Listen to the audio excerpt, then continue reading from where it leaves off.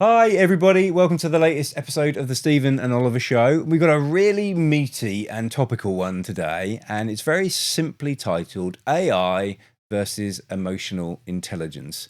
And it's come out of a few various different articles that we've been exposed to. The fact that Stephen's been using ChatGPT for quite a while. I'm a bit of a noob to it, and have been a little bit blown away by what it's been able to do for me in the last few days. So we thought, well, this is interesting because I can clearly see why a lot of people are excited about it. I can clearly see why a lot of people are worried about it. But I'm also interested about that whole bit that the human brings to the table, that what I am framing, and I think you agree to call emotional intelligence. And I don't think it's as straightforward to say as you can't. We were just talking about this off camera, weren't it? You can't say that there isn't some ability of emotional intelligence available. But I liked what you said off camera, so I'm going to move over to Stephen now, and I'm going to ask you to start about that piece you talked about with emotional intelligence. Yeah, so hi everyone. Um, it's a big debate at the moment, isn't it? And a lot of companies are having to restructure, refocus because of AI, and there's a lot of fear out there. And one of the things that I've found using it, and this is just from my perspective, and hopefully there'll be many listeners that will potentially share this, is I think AI is a great tool if used properly. And I also think it's a tool that doesn't dampen the human interaction. And what I mean by that is, I still think AI gets better because of the human and not the other way around. The human makes AI better. And I'll just give you an example. So, if I go into AI and I ask AI a blunt question like, build me a report based on XYZ, it will build me that report and it'll be pretty shit, in my opinion. If I do some work around a framework of a report and give AI some information and say, can we expand on that? Can we go into a little bit more detail in this area? Can we shape it, etc., etc.? What's then produced is pretty damn good. Mm-hmm.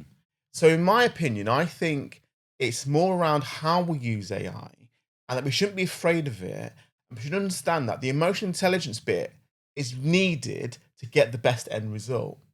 And I think that's where maybe there's a lot of issues around AI where we're probably using it to do all the work from the get go. And I think then what it produces is not as good as when you feed it almost. You feed it bits of information. And then what you do is you might refine it 5 or 6 times until you get a version of it that feels more authentic, that feels more like you, that feels more in the line that you're looking for. The other thing that I think is quite useful is to use AI to help you come up with um, bits that you wouldn't ordinarily come up with on your own, and then you feed them into whatever it is that you're doing. So, in my opinion, I think the bit that AI does for us, for me, is it saves me time and it gives me back time. So I'm not using it to do all my work. I'm using it to refine my work and make my work better.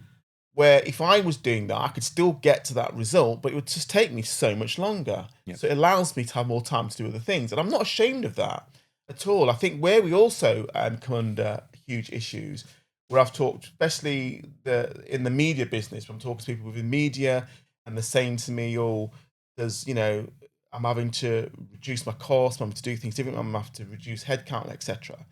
And then I'll flip it and I'll say, well, hold on a minute. What is someone paying you for? Are they paying you for your time or are they paying you for your experience? And I think where we can sort of agree on with AI is it allows us to produce something, but you need the experience to allow you to produce something that's really good.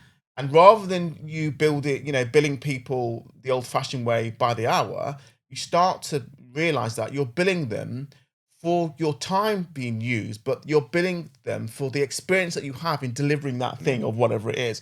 And I do think that's a big change. And I'll tell you where I've seen it really, really, really look amazing is in accountancy and legal, where they've really had to change the way in which they bill their clients because it's no longer about just the the billable time. It's more around, well, that person that's putting that effort in, what makes them great? What experience they have, what knowledge they have to be able to do that. Yeah, it's really interesting. I heard somebody else, Nigel, if you're listening, this will resonate with you, talking about the benefit of AI is the mastery of it. If you don't have mastery of how to use it, then it won't be being used well, and you won't be getting the results out of it that are what you need. So that's where the real skill set is, and we're working on a project where somebody has clearly got a really strong understanding of how to ask those questions, and that's exactly it. It's the interrogation, and it's then the training it, helping it learn, and then it can develop this emotional intelligence we're talking about. But if you just put in something at the start and expect it to show any form of emotional intelligence, it's not going to be there. So the emotional intelligence isn't AI's, it's your interpretation. So you're still controlling it. So yes, all right, there are definitely some processes that, because it can do it incredibly quickly, there isn't the need for the human input to it. But the human is still needed in the first instance, and then going to be needed to sense check it for quite some time, because I'm not seeing a scenario where that is working hugely well. And then link it round to like our line of work. You could, if you want to have a glass empty side of things, you could look at it and think, oh, that's the end of that rodeo, because you see people on social media videos put into various AI things, what they're looking to achieve or understand what their limiting beliefs are, and it comes up with very, very good answers. But the reason it's coming out with good answers is because lots and lots of people have fed information into it. But I tell you what, it still won't be able to do is it still won't be able to keep you accountable. It still won't be able to support you. It won't give you what you need all the time, unless you're willing to open up that app and be subjected to whatever it is. And we all know the reasons why things don't get done, because you don't want that. But when you work with an individual, whether it's a coach like us, a mentor, or what have you, then there is some accountability. You're not going to, I don't think you're ever going to get that from that, because you don't have to open the app.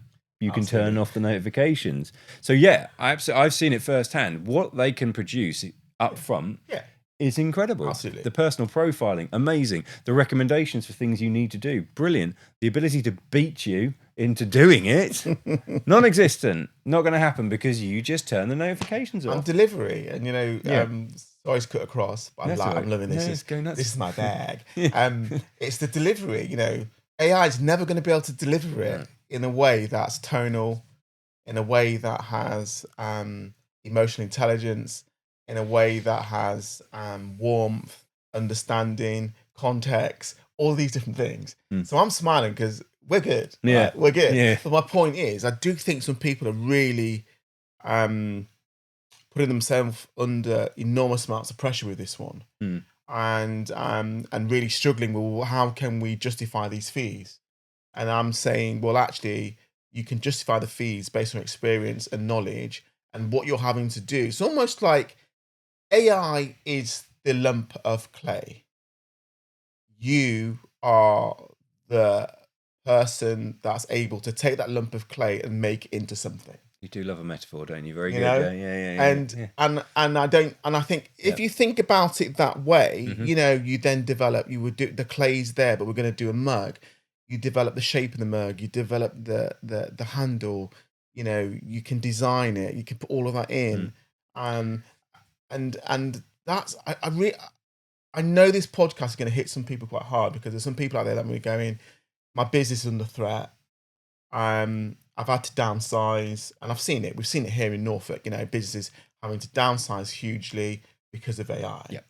But what I'm saying is, don't lose that hope that actually we need the emotional intelligence. We need that human interaction. Yeah.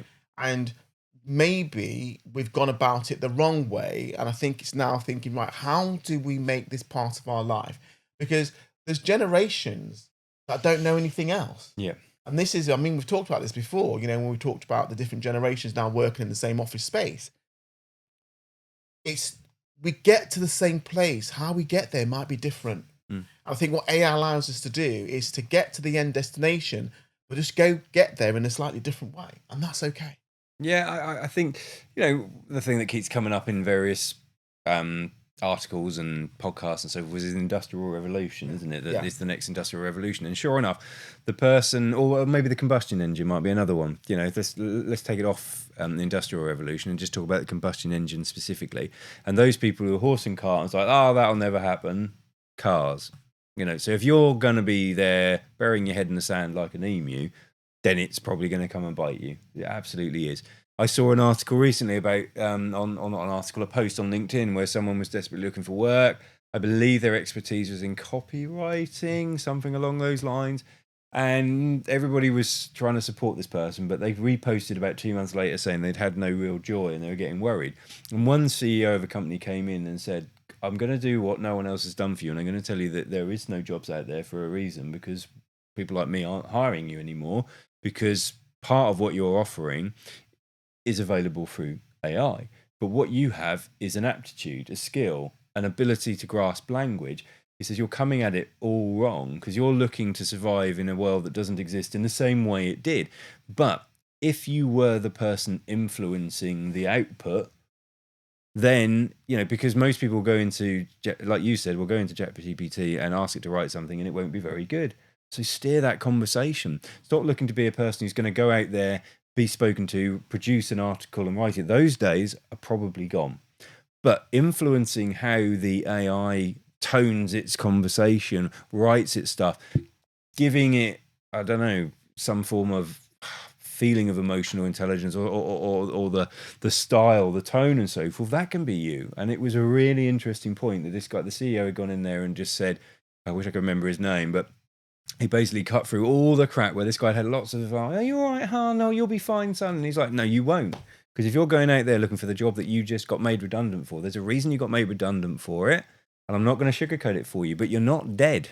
There is opportunity. And the person who bought the vehicle with the combustion engine and replaced the horse and cart and so forth, they were still able to move the stuff they were moving. And it's the same. We're at that point. It's not the end. But if you just sit there thinking, well, that's it, then game over, I'm done, you will be 100% guaranteed. But if you look to embrace it and just accept that you're going to have to look at what you are able to bring to the table and do things differently, there's opportunity out there. Yeah. I'm convinced there is. Absolutely. And if we're both wrong and there isn't, then we're all stuffed and we'll have to worry about There that. is, isn't it? But, and even like the copywriter can say, okay, I'm not going to copyright everything. Be honest, what I'm going to do is I'm going to take, I've had a good chat with you. I'm going to take some of the information. I'm going to use AI and my knowledge together to produce you something. I think that's the honesty bit that hasn't happened. What's happened is copywriters have used AI, not said anything, and then the end user, the client's then gone, well, I'm not paying for this anymore. But do you think we need to look at it differently? Yeah. Or there might be some copy that we can use AI for, and some copy that you go, well, actually, I don't need to use. So that will have an impact on what I'm going to charge you. I don't know, but I just think to sort of say, oh, it's the end, and I don't buy that. We need the emotional intelligence. We need that creativity and understanding that individual has gained over a period of time. That knowledge is still power. It is. Yeah. And it will never change. No. 100%. Knowledge is power, but you've got to just look at it slightly differently and don't be scared.